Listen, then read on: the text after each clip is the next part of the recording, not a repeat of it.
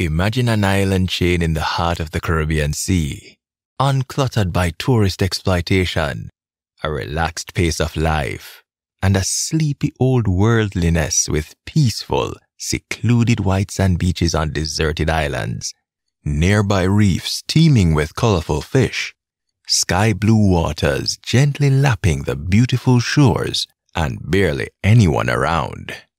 The name St. Vincent and the Grenadines evokes visions of exotic, idyllic island life. A southern Caribbean nation comprising a main island, St. Vincent, and a chain of several smaller islands, with yacht-filled harbors, chic private isles, and volcanic landscapes, St. Vincent and the Grenadines is known for its major sailing destinations, such as reef-lined Bequia Island off Admiralty Bay, bordered by white sand beaches like Princess Margaret. St. Vincent and the Grenadines may be one of the lesser-known Caribbean islands, but that does not mean the islands have little to offer. Quite the opposite, in fact. This country is one of the truly hidden gems of the Caribbean. So let's dive in and discover all that the many islands of St. Vincent and the Grenadines have to offer. Please like, subscribe, and turn on the notification bell for our future videos. The crystal clear waters and quiet atmosphere make St. Vincent and the Grenadines a spectacular place to visit, especially if you want a more tranquil experience. The country consists of the main island of St. Vincent and a chain of 32 smaller islands which are collectively called the Grenadines. Some of the Grenadines are inhabited like Bequia, Mustique, and Union Island, while others are not, like Tobago Keys, Petite Mustique, and Petit Nevis.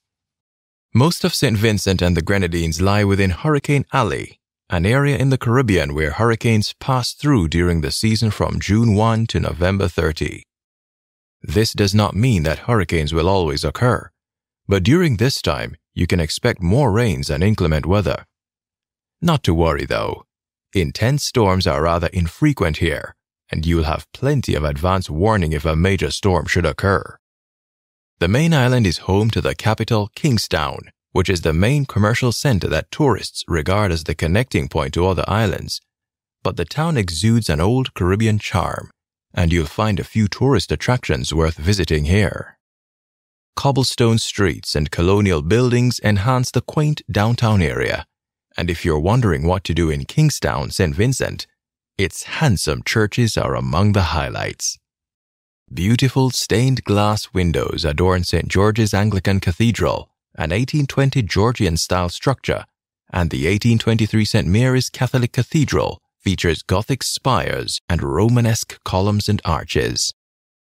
For beautiful views over Kingstown and the surrounding islands, head to Fort Charlotte, high on a ridge north of the city. There are several beach resorts within 20 minutes of downtown Kingstown. Green thumbs should also make a point to stop by St. Vincent Botanical Gardens, the oldest botanical gardens in the West Indies that was established in 1765. Strolling around these palm-studded grounds for a few hours from a cruise ship is a good option if you're looking for things to do in St. Vincent. The grounds encompass 20 acres of indigenous and exotic tropical plants and trees, such as hibiscus, cinnamon, nutmeg, mahogany, palms, and a breadfruit tree reputedly grown from a seedling brought to the island by Captain Bligh. Bird lovers can see the endemic St. Vincent parrot in a little aviary on the grounds. Hire a guide here at the entrance for a small fee to truly get the most out of these beautiful gardens. If you're a nature lover, you can hike the popular Vermont Nature Trail, about 14 kilometers from Kingstown. The Vermont Trail takes you through the lush rainforests with an amazing variety of tropical flora, beautiful scenery, and a chance to see the famous St. Vincent parrot in its natural habitat. Majestic cliffs reach for the sky, giving way to sweeping valleys. Ambient temperatures and abundant rainfall give rise to very dense and rich vegetation. The trail leads to the picturesque Bookament Valley and the St. Vincent Parrot Reserve. One of the popular things to do on the island of St. Vincent is a guided hike to the crater of La Soufrière volcano. Rising 1,234 meters above sea level, La Soufrière volcano is St. Vincent's highest peak and is still active. In fact, the first eruption in 40-plus years happened in April 2021 when several explosive events catapulted ash all around the island and as far as neighboring countries like Barbados and St. Lucia. To reach the crater, you can hike the Leeward Trail, around 6 to 8 hours round trip, or the easier and more popular Windward Trail, 3 to 4 hours round trip. Along the way, you'll learn about the uniquely adapted plants and animals, and see rainforests, clouds, and spectacular views of the surrounding countryside. Once at the top, you'll also have a chance to explore the crater. If you want to stay near the volcano, the budget-friendly Richmond Vale Diving and Hiking Center offers basic accommodation and guided hikes along the Leeward Trail that starts right at the hotel. Though the recent eruption had put a halt on some of these tours, it is slowly beginning to reopen, but just be aware that this can change. Once you've marveled at the Grenadines' magnificent scenery above the surface, it's time to go scuba diving and snorkeling and take the plunge below sea level. After all, St. Vincent doesn't hold the renowned title of Critter Capital of the Caribbean for nothing. Some of the area's notable underwater creatures include manta rays, squid, frogfish, and reef sharks. Standout dive spots along St. Vincent include Anchor Reef and Critter Corner. Anchor Reef, just a few yards off the coast of Kingstown, boasts a unique black coral garden and diverse marine life that includes seahorses and even the occasional octopus. Meanwhile, the seagrass and boulders of Critter Corner, which hug Indian Bay Beach's sugary sands located to the south of Kingstown, are home to a wide variety of fish. There are also similar spectacular locations found on the other Grenadine islands, with each island having its own unique locations, so feel free to ask locals where are the best places to go. Hop from St. Vincent to Bequia on the local fast ferry. Bequia is a charming island, just 9 miles south of St. Vincent. Although Bequia is the largest of the Grenadine Islands, it only measures 7 square miles and is largely untouched. This makes it an ideal trip for those who are adventurous. Arrange for a local taxi driver to take you around for a really good overview of the island, choosing to see as much or as little as you want. After a drive through Port Elizabeth, the central point of Bequia, you'll discover lush green meadows, deserted beaches, and densely wooded hillsides, and can stop for spectacular views out across the islands of the Grenadines. You can also visit local artists' studios, pass hillsides alive with fabulous flora and fauna, and discover fishing villages with boat builders executing a skill passed down for generations. This leisurely and informative drive will give you a real sense of the history and heritage hidden just below Bequia's surface. St. Vincent and the Grenadines has a strong seafaring history, and for the sailing enthusiast, no visit here is complete without a sailing trip to the Tobago Keys. These 5 tiny, uninhabited islands, accessible only by boat, boast some of the best sailing and snorkeling in the Caribbean due to the spectacular horseshoe reef that creates a calm lagoon with unbelievably blue water. There is ample time for snorkeling and swimming on a full-day tour, and if you're lucky, you may also spot dolphins, whales, turtles, and flying fish that frequent the waters here. You could charter a private yacht to explore this region, which is arguably the most relaxing way to explore.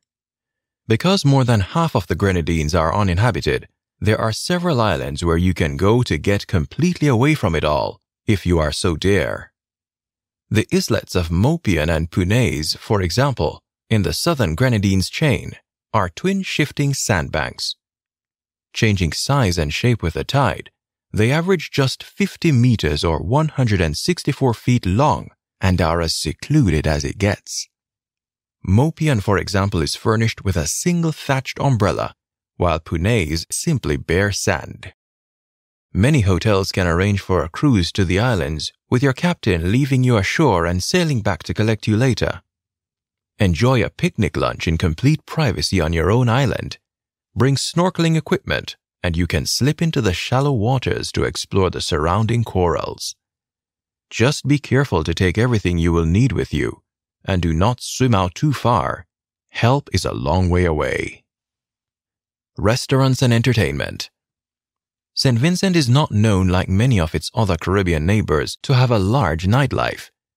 There are still, however, a few bars and notable restaurants that one can enjoy, and they range significantly depending on the island you happen to be on. All of them sport the best local cuisine and Caribbean atmosphere.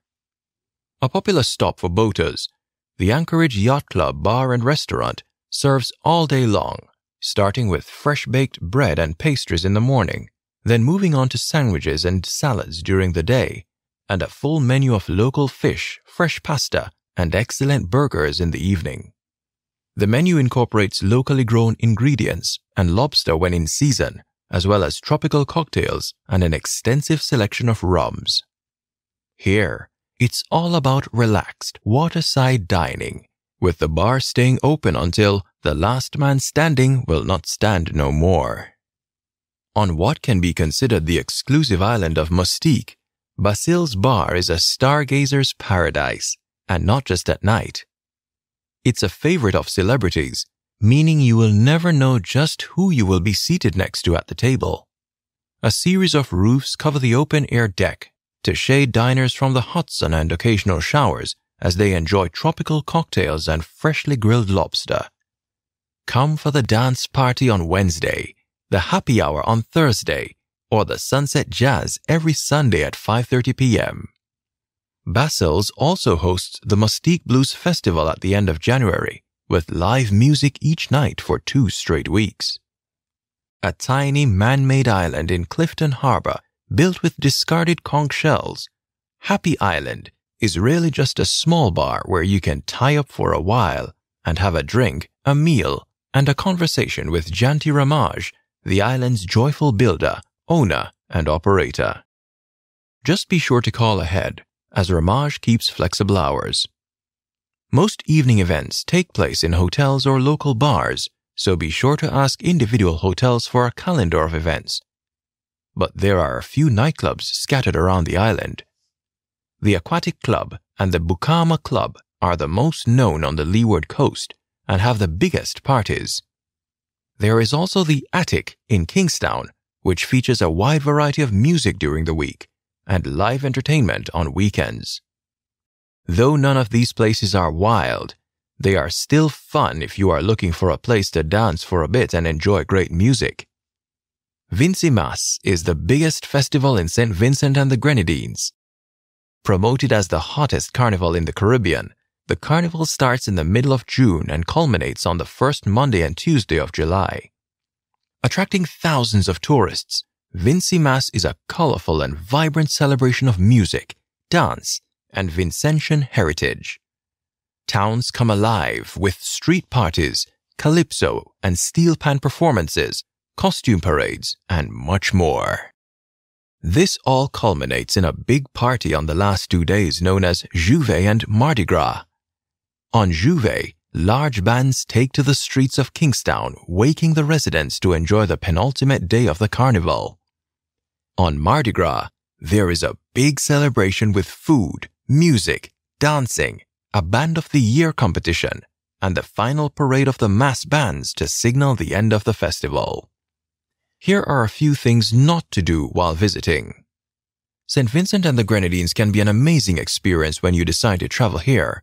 But while we are not trying to spoil your fun, there are certain things you must do if you want your trip to be safe and enjoyable. 1. Take great care at all times when swimming, as currents can be deceptively strong. On top of this, many beaches do not have lifeguards and/or warning flags, and many others in the Grenadines are isolated, meaning that rescue is often far away. You should monitor all beaches carefully, and if you can, wear a life vest. 2. Make sure you never take a tour without negotiating a fare. Many tour operators do not have official pricing, and are not as established as such. You can often expect a local tour guide to just take you around the small Grenadine Islands. Instead of getting yourself into a sticky situation with your tour guide at the end, make sure to negotiate your rate up front. 3. Do not touch the coral. If you choose to go snorkeling or scuba diving as you should, be sure to take many pictures, but avoid touching the coral. Corals are very fragile animals, and destroying them can have a ripple effect on all the fish that live among them. 4. Take a satellite phone with you. This one applies mostly to those who will be sailing or yachting. As you can imagine, mobile phone coverage takes a steep drop when you go to the lesser inhabited islands. Though being on some of these isolated islands may be the getaway you are looking for, it is always important to be connected somehow to the outside world should anything happen. 5. Drink tap water. This one depends on the main island of St. Vincent. Tap water comes from a reservoir and is generally safe to drink. On the outer islands, however, due to their size and less developed infrastructure, water oftentimes comes from rain collection, wells, and desalination plants, so the quality can vary and the taste can be unpleasant at times. Bottled water is widely available and highly recommended. There are several links in the description below that provide more information about St. Vincent and the Grenadines and some of the activities you can engage in. Watch this video on 10 very important tips for visitors to the Caribbean. If you live in or have visited St. Vincent and the Grenadines, we would love your feedback on this presentation. Let us know your thoughts in the comment section below. If you got value from this video, we would greatly appreciate it if you would give this video a like, subscribe, and turn on the notification bell for our next video. Thank you. This is Jairi Caribbean. See you in the next video.